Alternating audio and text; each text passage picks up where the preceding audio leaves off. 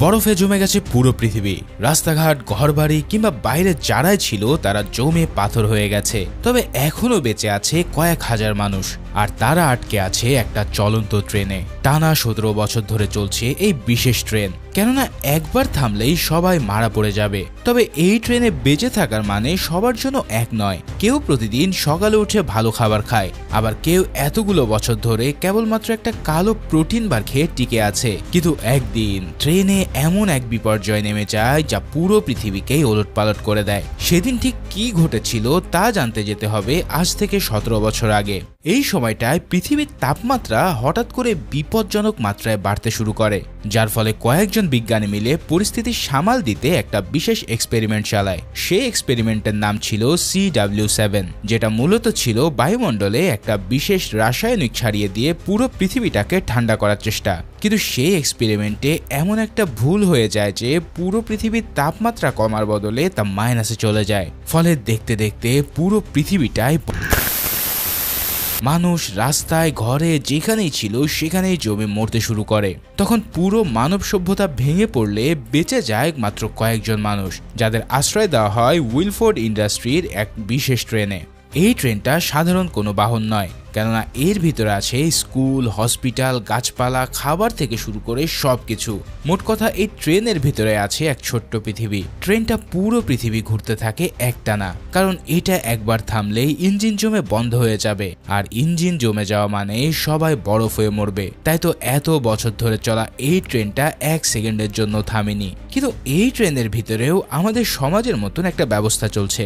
সামনের বগিগুলো ধনীদের জন্য, সেখানে বিলাসিতার কোনো কমতি নেই, আর পিছনের বগিগুলোতে থাকে গরিব মানুষরা, যাদের অবস্থা দেখলে তোমার গা শিউরে উঠবে। 3 বেলা তারা ঠিকমতো খেতেও পায় না, না আছে কোনো বিশেষ সুযোগ সুবিধা। আর সামনের বগিতে যাওয়া তো প্রশ্নই ওঠে না, কেননা এক বিশেষ কড়া নিরাপত্তায় সেটা নিশ্চিত করে রাখে। এই গরিব মানুষগুলোকে বেঁচে থাকার জন্য দেওয়া হয় একটাই জিনিস, কালো রঙের একটা প্রোটিন বার, যেটা বছরের পর বছর তাদের একমাত্র খাবার।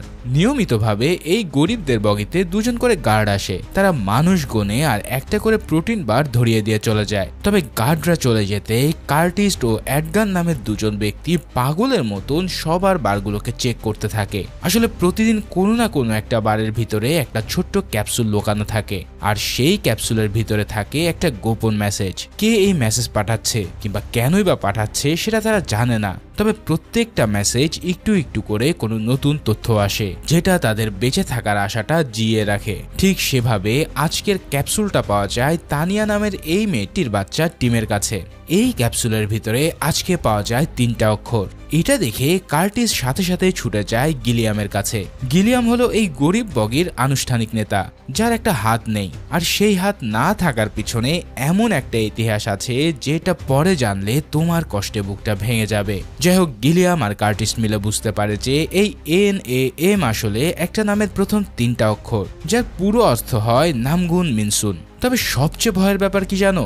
এই মিনসুন কিন্তু যে সে লোক না, সে হলো এই পুরো ট্রেনের সিকিউরিটি সিস্টেমের মূল ডিজাইনার। মানে ট্রেনের প্রত্যেকটা দরজা আর নিরাপত্তা ব্যবস্থা সে নিজেই তৈরি করেছে, কিন্তু এখন সে নিজেই আটকে আছে ট্রেনের জেলে। এবার কার্টিস তখনই বুঝতে পারে যে এই মিনসুনই এতদিন ধরে তাদের মেসেজ পাঠাচ্ছে আর তাদের হয়তো সাহায্য করতে চাইছে।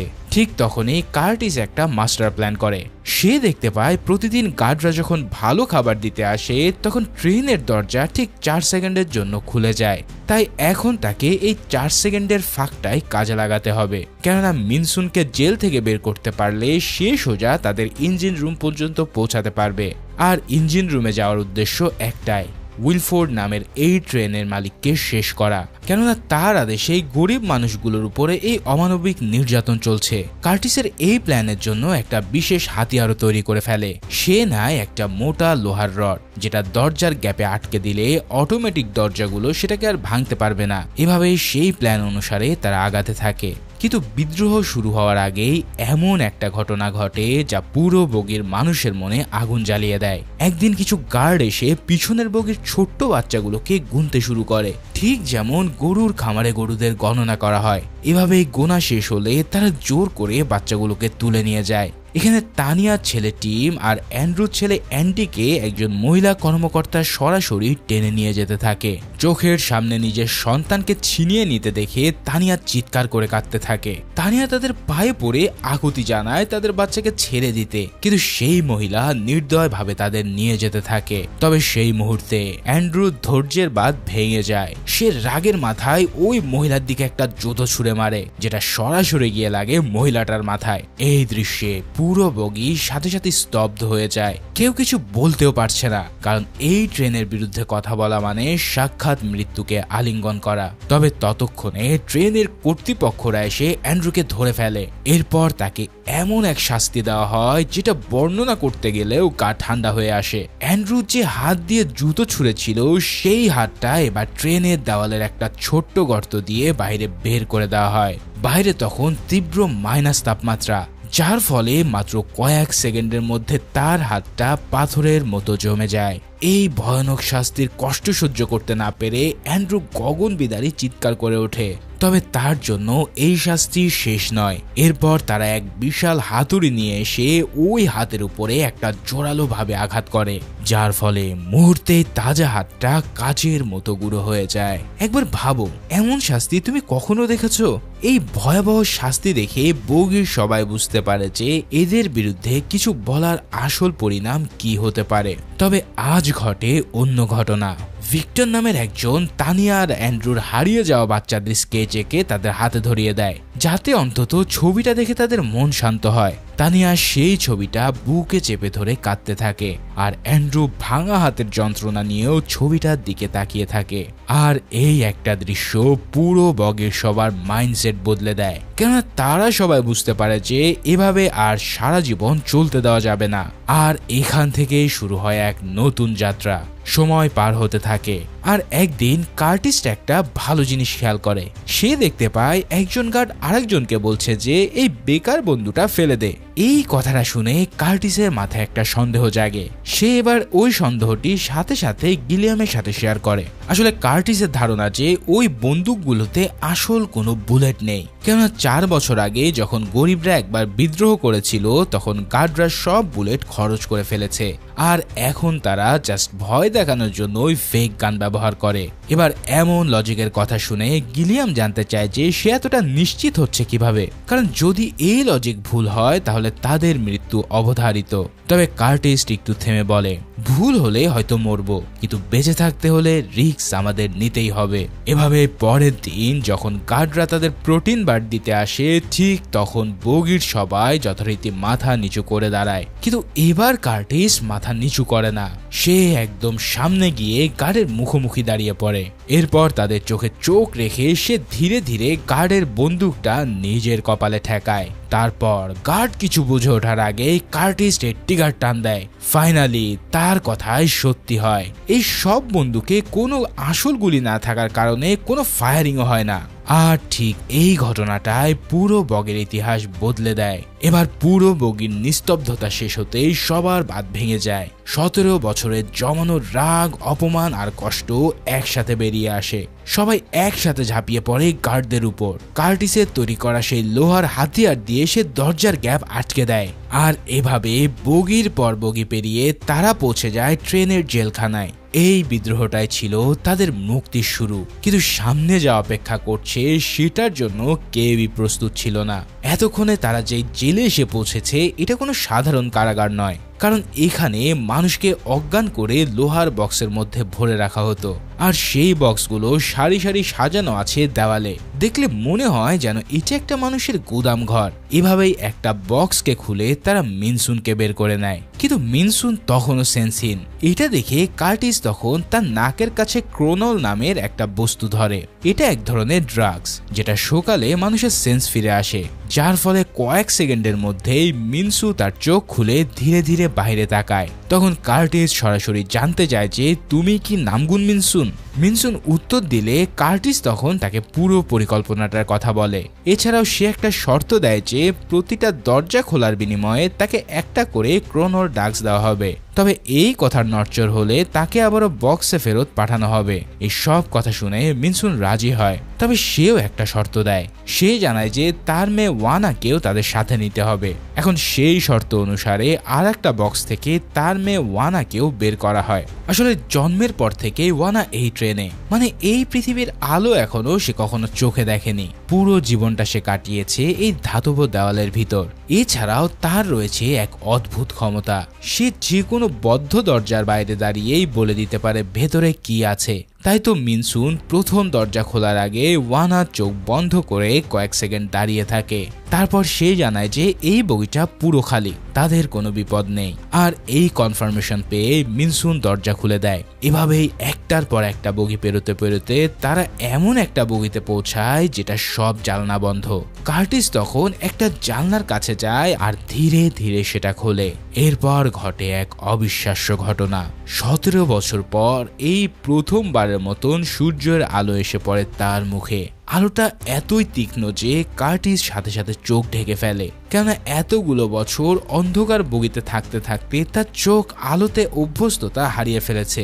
এরপর বাকিরাও একে একে জানলার কাছে আসে। সবার চোখ একটু অ্যাডজাস্ট হয়ে যাওয়ার পর তারা দেখতে পায় যে পৃথিবী এখনো বরফে ঢাকা। কিন্তু মনে রেখো, পরের বগিতে এমন একটা সত্য লুকিয়ে আছে যেটা জানলে তোমার রক্ত হিম হয়ে যাবে।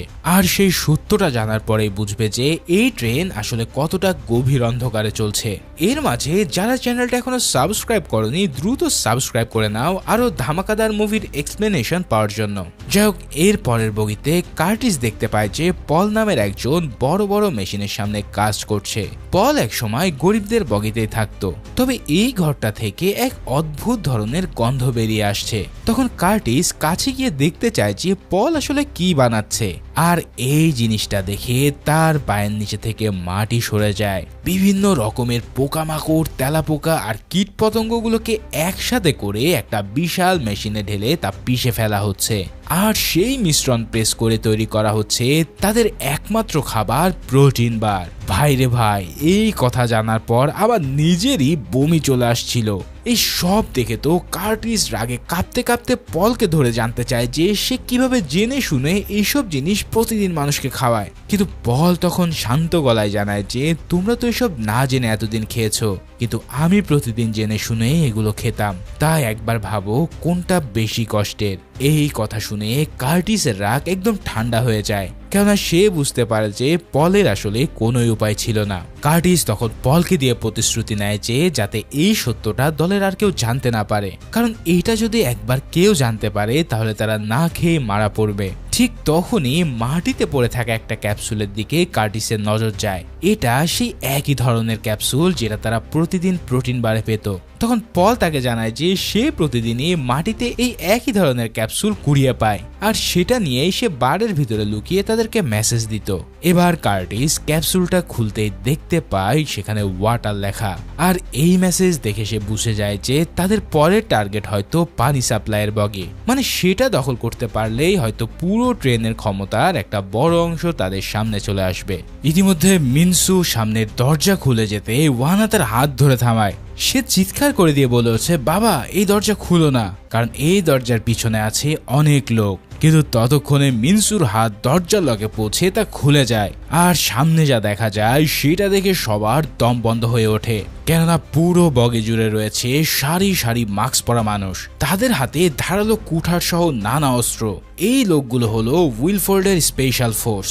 আসলে উইলফোর্ড জানতো যে কার্টিসরা একদিন না একদিন এই পথে আসবে, তাই আগে থেকেই এই ব্যবস্থা। এরপর শুরু হয়ে যায় ভয়ঙ্কর লড়াই। কোনো বন্দুক নেই, শুধু হাতাহাতি আর ধারালো অস্ত্র।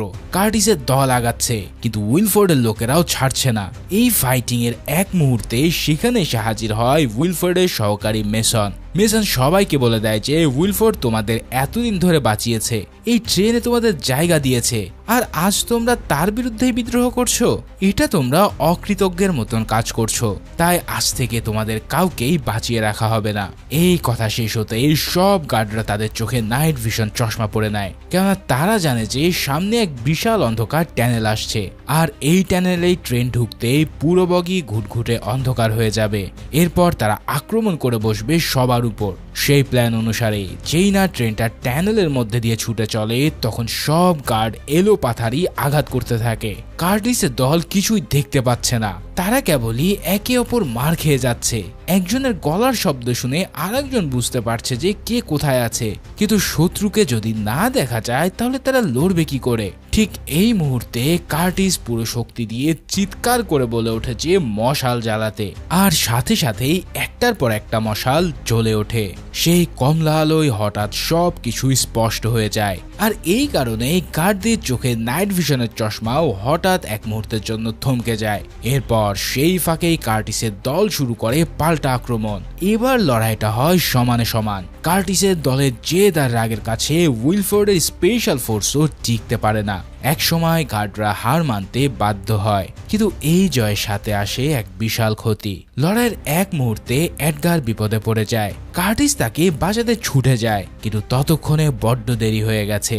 এডগার সেই বগিতেই মারা যায়। ছোটবেলা থেকে একসাথে টিকে থাকা বন্ধুকে এভাবে হারানোর ব্যথাটা কার্টিস বুকে পাথরের মতো চাপা দিয়ে রাখে, কেননা এখন আর কাদার সময় নেই, তাদের এখনো অনেক পথ পাড়ি দেওয়া বাকি। এরপর সবাই মিলে মসনকে ঘিরে ফেলে তাকে বন্দি করে। তানিয়া আর অ্যান্ড্রু পাগলের মতন মসনের কাছে তার বাচ্চাদের কথা জানতে চায়। তখন মেসন বলে যে সে কিছুই জানে না, তাকে ছেড়ে দাও। কিন্তু সেখানে কার্টিস একটা সত্য দেয় যে তাকে সোজা উইলফোর্ডের কাছে নিয়ে যেতে হবে, তাহলেই তারা তাকে ছেড়ে দেবে। এবার নিজের জীবন বাঁচাতে মেসনের হাতে আর কোনো উপায় ছিল না, তাই সে তখন রাজি হয়ে যায়। এদিকে মেসন তাদেরকে নিয়ে আগাতে থাকে, আর একটার পর একটা বগি পেরোতে গিয়ে কার্টিসের দল দেখতে পায় অদ্ভুত কিছু।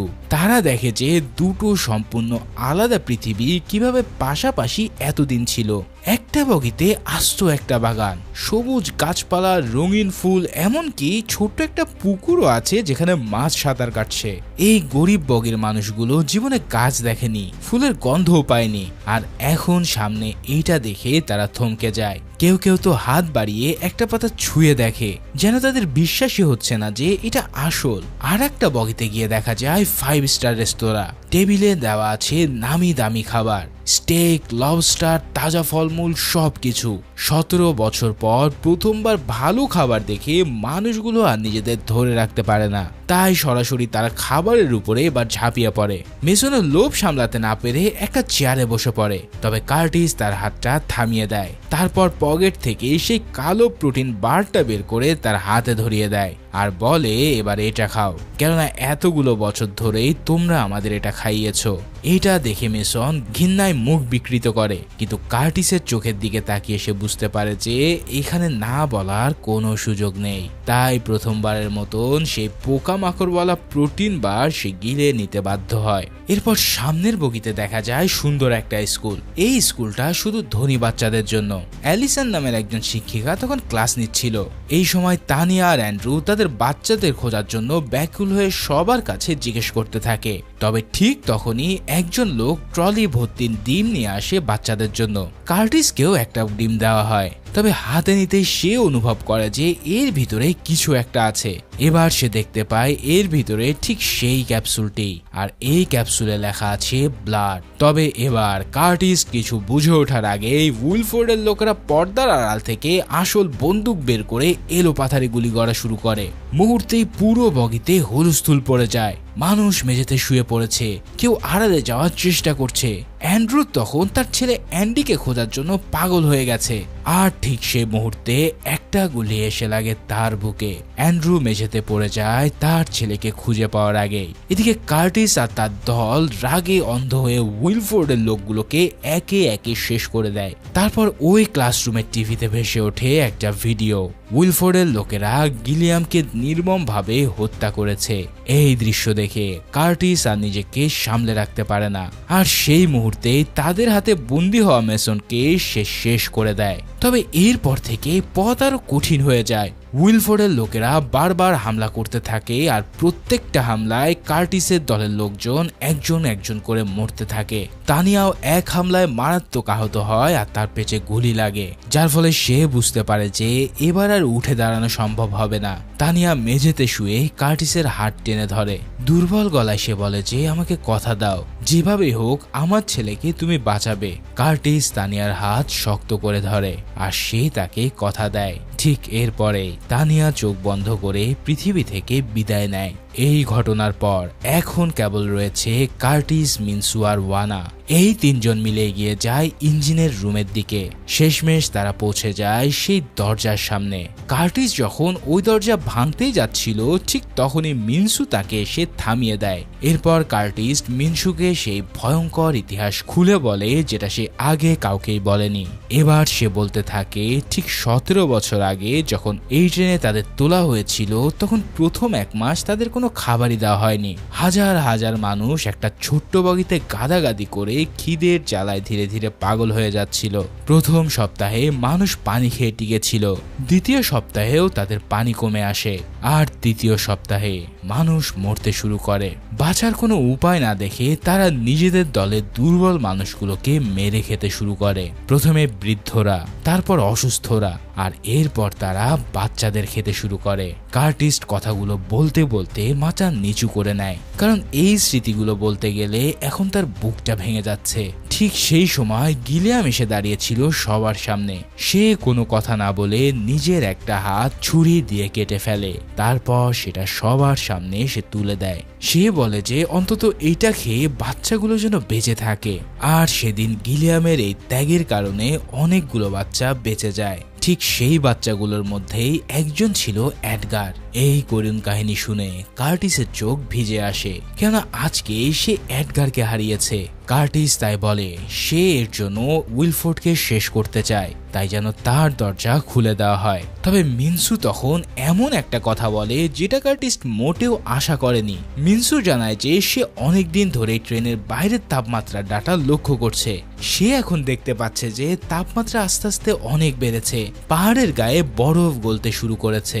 মানে মানুষ চাইলে হয়তো এখন বাইরেও বাঁচতে পারবে।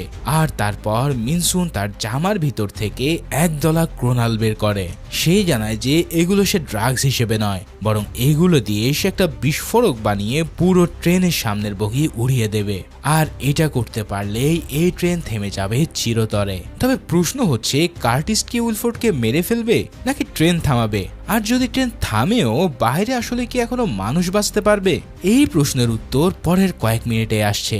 আর এতক্ষণ ধরে যেহেতু মুভিটা দেখছো তাই নিশ্চয়ই তোমাদের ভালো লাগছে। ফলে ভালো লেগে থাকলে অবশ্যই একটা লাইক করে দিও। যাই হোক, এবার ঠিক সেই মুহূর্তে ওই মহিলাটা এসে হাজির হয় যে তাদের বাচ্চাগুলোকে তুলে নিয়ে গিয়েছিল।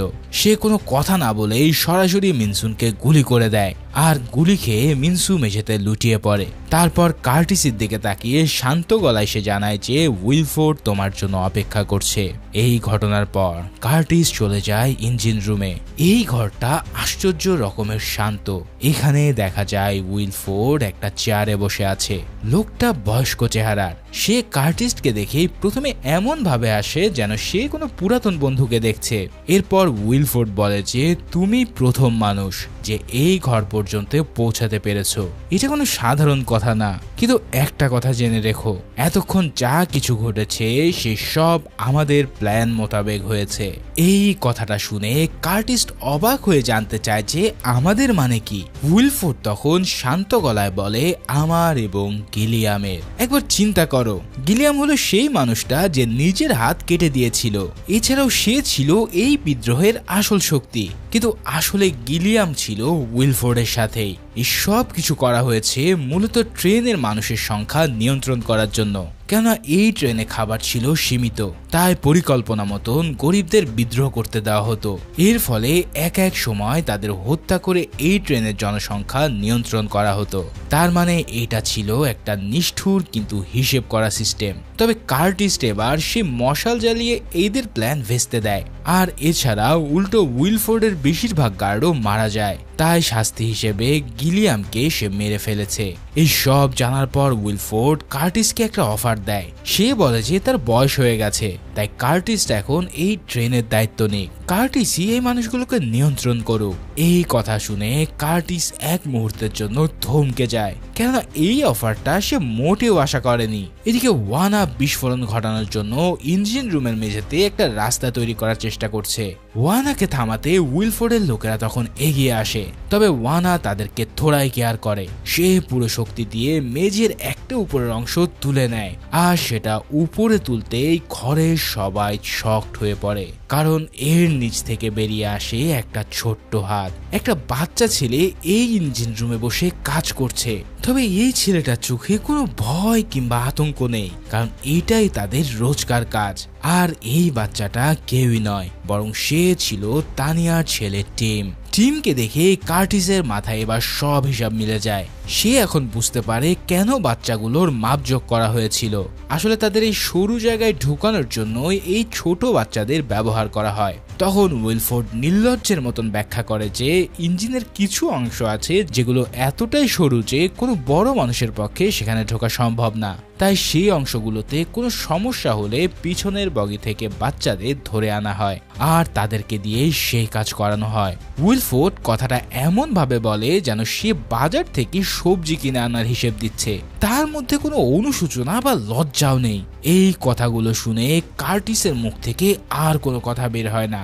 সে শুধু মেঝেতে নেমে টিমের দিকে হাত বাড়িয়ে দেয়। তবে টিমকে বের করে আনা মোটেও সহজ নয়, কারণ জায়গাটা এতটাই সরু যে কার্টিসের পুরো হাতটাই ঢোকে না। তারপরেও সে চেষ্টা করতে থাকে আর তাকে বের করে আনতে যায়। তবে ঠিক সেই সময় ইঞ্জিনের একটা ধারালো যন্ত্রাংশ তার হাতে ঢুকে যায়, আর এই অংশের আঘাতে তার হাত কাটা পড়ে, ঠিক সেভাবেই যেভাবে গিলিয়ামের হাত কাটা পড়েছিল।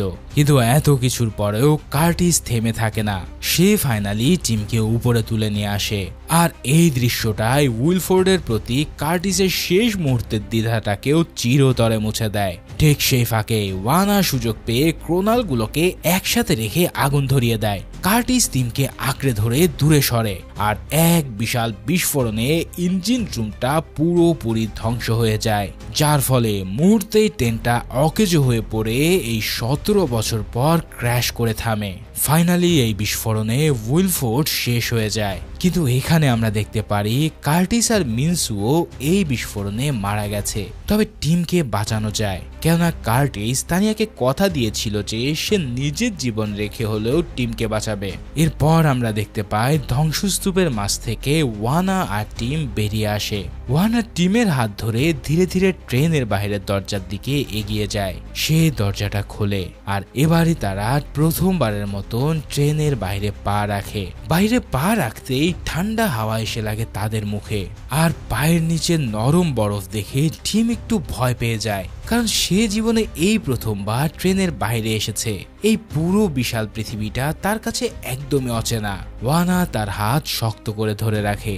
এরপর দুজন চারিদিকে তাকায়। সাদা পাহাড়, সাদা সমতল, আর দূরে বরফের মধ্যে কালো পাথরের চূড়া। তবে হঠাৎই তারা দেখতে পায় দূরে একটা সাদা ভাল্লুককে। ঠিক এই দৃশ্যটা দেখে ওয়ানা বুঝতে পারে যে না, পৃথিবী এখন আবারও স্বাভাবিক হতে চলেছে, আর এই পৃথিবীতে মানুষও বেঁচে থাকতে পারবে।